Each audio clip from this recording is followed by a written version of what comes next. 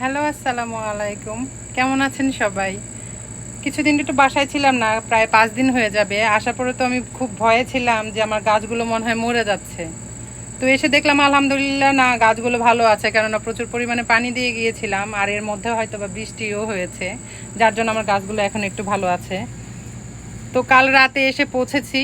এসেই তো মানে গাছগুলো কি মানে নিজের মতো একটা অন্যরকম একটা টান লাগে যে রেখে গেলাম কি একটা অবস্থা হয় না হয়, তো দেখলাম না আলহামদুলিল্লাহ ভালোই আছে।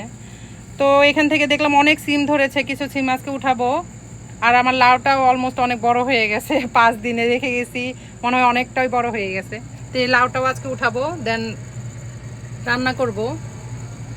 তো কিছু সিম ছেড়ে নেব আজ আমি এখান থেকে, যেগুলো ভাজি করব। কেননা মাত্রই আসলাম তো কাল অনেক রাতে, তো এসে তো আসলে বাজারে যাওয়া পসিবল না। তো আজকে দুপুরে তো একটা কিছু করে খেতে হবে।